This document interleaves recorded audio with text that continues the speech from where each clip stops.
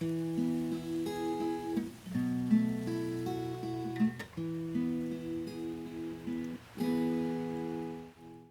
now that we have talked about the 3 first truths about brokenness, it is time to talk about the most important one of all, in my opinion, which is that brokenness made whole by God is beautiful. And I'm so excited to talk about this because you know what? Nobody's perfect. This world isn't perfect. You're not perfect. So at some point you've messed up. But God uses our failures and our flaws to work through them and to create something more beautiful out of our lives than we ever could have done. Isaiah 57:15 says, "For thus says the one who is high and lifted up, who inhabits eternity, whose name is holy. I dwell in the high and holy place, and also with him who is of a contrite and lowly spirit, to revive the spirit of the lowly and to revive the heart of the contrite." This verse wouldn't be here if God didn't know that we would fail and we would feel broken and we would have a broken spirit. And it says here in this verse that he is going to revive that spirit and revive that heart. And he's going to use it and make it beautiful. Let your brokenness be a humble sacrifice of a willing servant.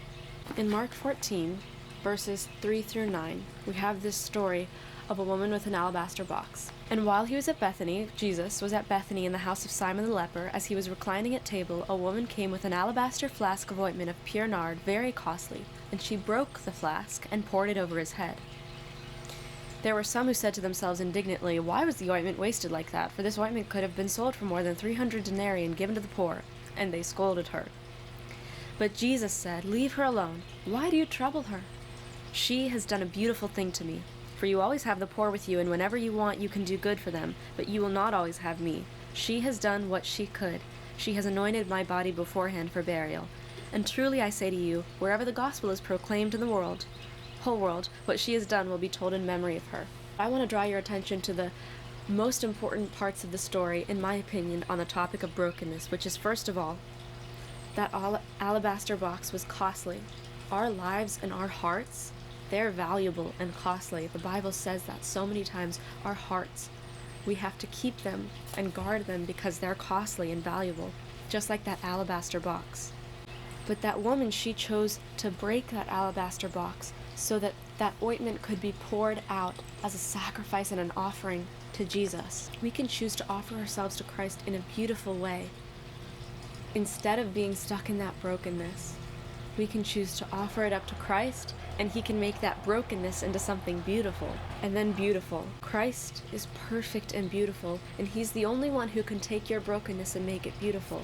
And Jesus, he's the one in this passage that says about her brokenness, "She has done a beautiful thing to me because she sacrificed, because she offered up that costly ointment in that alabaster box." And then finally, the woman.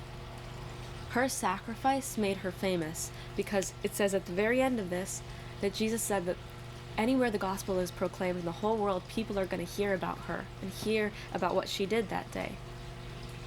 You might feel like your sacrifices, your offerings, what you have to offer to God is insignificant, but let me tell you right here, right now, that God is going to use it in a beautiful way.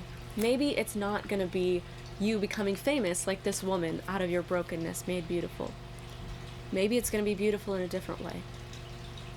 But all we're commanded to do is to offer our lives up to Christ. So stop saying that you're too broken to be used by God, because it's not true, and you know that. God has already made you whole and redeemed.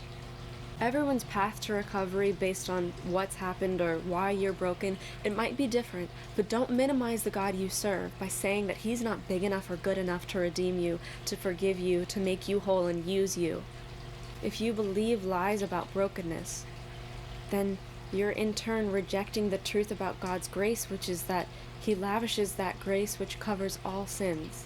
If you are believing you're alone, that God can't make you whole, that you're too messed up to serve, and that your flaws are final, then you're not accepting the grace that God has already given you, and remembering that he's already changed you and redeemed you. Well guys, thank you so much for watching this video and for joining me on this series. It means a lot to me. Next week I'm going to be back with the next song and the devotion, so stay tuned for that. And if you're not subscribed, don't forget to subscribe and turn on that bell so that you can be notified of the next video that I upload. Thank you so much and have a great week.